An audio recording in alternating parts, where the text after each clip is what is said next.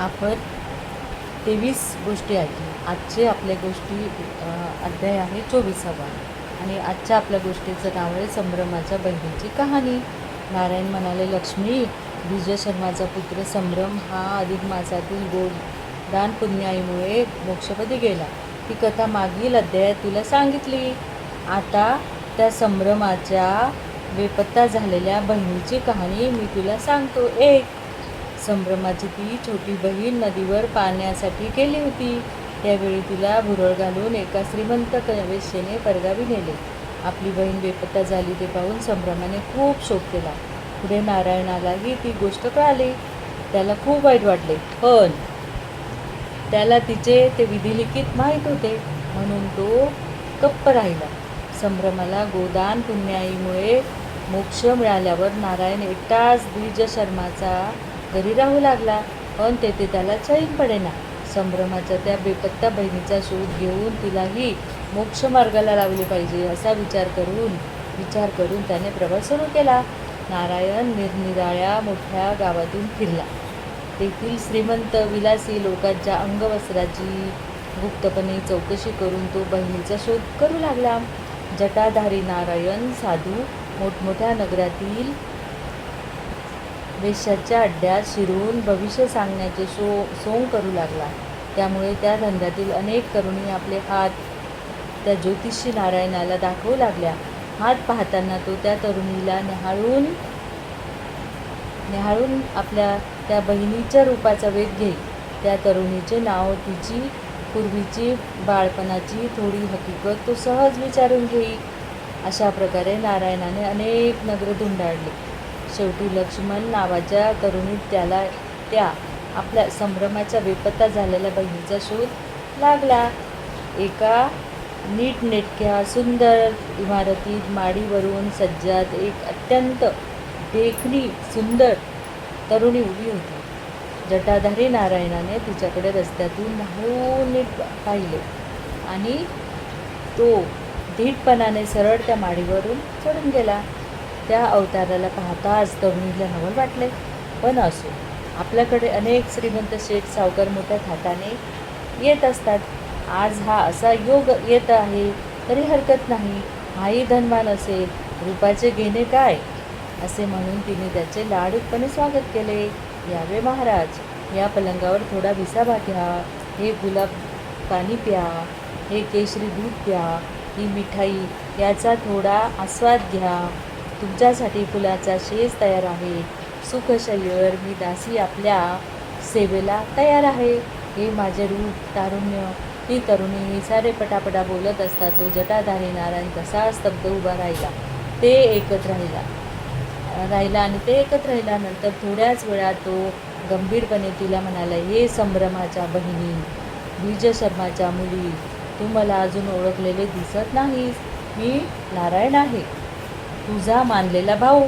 ते शब्द ऐकताच ती तरुणी आश्चर्याने आनंदाने त्याच्याकडे निरखून पाहू लागली आणि ते ओळखीचे नारायणाचे शब्द, संभ्रम भावाचे आणि द्विज शर्मा पित्याचे नाव ऐकून एकदम तिने टाहो फोडला.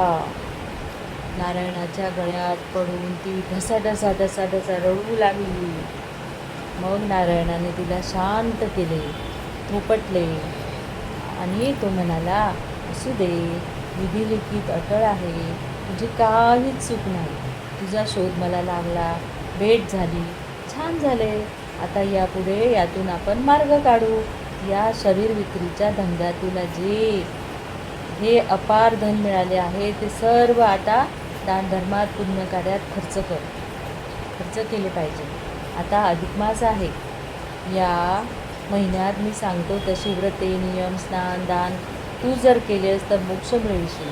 नारायणाने सांगितले तसे त्या तरुणीने करायचे ठरविले. दुसरे दिवशी भल्या पहाटे उठून ते गंगा स्नान करून आले. नौकर चाकरांना बोलावून त्यांच्या झाल्या कामाचा मोबदला पूर्णपणे देऊन टाकला आणि त्यांना यापुढे कामातून मोकळे केले. नंतर ब्राह्मणांना बोलावून गोदान, वस्त्रदान, पात्रदान, अन्नदान, दीपदान वगैरे दाने देऊन जवळची सर्व रक्कम दक्षिणा म्हणून दिली. सुवासिनींना हळदी कुंकू, दागदागिने वाटून टाकले. आता ती अगदी कपलक झाली. तिच्या त्या पुण्यकृत्याचे लोकांना खूप नवल वाटले. मात्र ज्याला जे मिळेल ते त्याने आनंदाने नको नको म्हणत घेतले. भांडी कुंडी साऱ्या घरातील वस्तू तिने दान दिल्या. त्या दिवशी पूर्ण उपवास घडला. पाणी पिऊन ती झोपली. झोपताना तिने नारायणाला विचारले, आता पुढे उद्याचं विचार काय? जेवणाशिवाय जगणार तरी कसे? मग नारायण म्हणाला, उद्या जो कोणी धनिक तुझ्याकडे येईल त्याला 3,000 रुपये माग. ते 3,000 जर मिळाले तर त्याची इच्छा पूर्ण होईल असे त्याला सांग. दुसऱ्या दिवशी ती भल्या पहाटे उठली. गंगास्नान करून आली.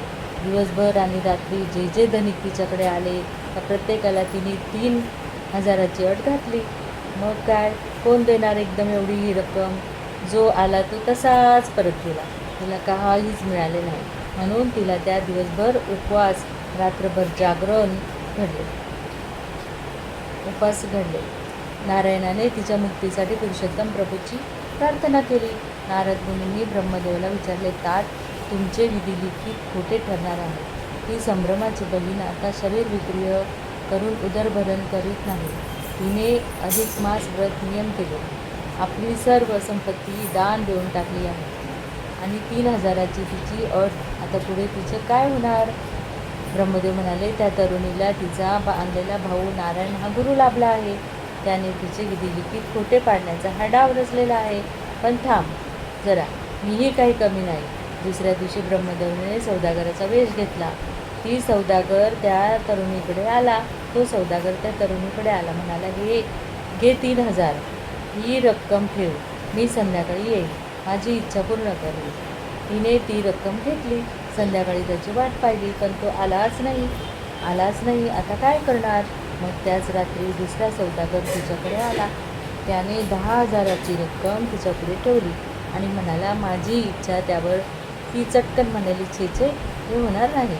ज्या गृहस्थाने मला 3,000 दिलेले आहे तो येऊन गेल्यावर नंतरच तुमचा विचार करेल. त्यावर तो म्हणाला, ठीक आहे, ही माझी रक्कम ठेवून घे.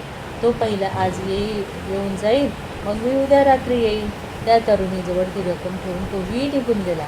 दुसऱ्या दिवशी तो 3,000 पहिला सौदागर आलाच नाही. रात्रीही आला नाही. मग दुसरा तरी येऊन काय उपयोग? ती पाणी पिऊन झोपली. सकाळी नारायणाने सांगितल्याप्रमाणे गंगास्नान करून तिने त्या सौदागराचे ठेवलेले सारे धन देऊन टाकले आणि घरादारावर तुळशीपत्र ठेवून ती तरुणी नारायणासह गंगेच्या काठी झोपडी बांधून राहू लागली. त्या अधिक मासात तिला गंगास्नान, उपवास, सर्वस्वदान त्याचे महापुण्य घडले. त्यामुळे तिला स्वर्गातून विमान आले. देवदूतांनी तिला आणि नारायणाला सन्मानाने विमानातून थेट गोलोकात नेले. विष्णू म्हणाले, लक्ष्मी, अशी ही भावा बहिणीच्या उद्धाराची मोक्षदायी कथा. आता पुढे 25व्या अध्यायात तिला अरुंधती आणि पार्वतीची कथा सांगणार आहे. ती एक. जय श्रीकृष्ण.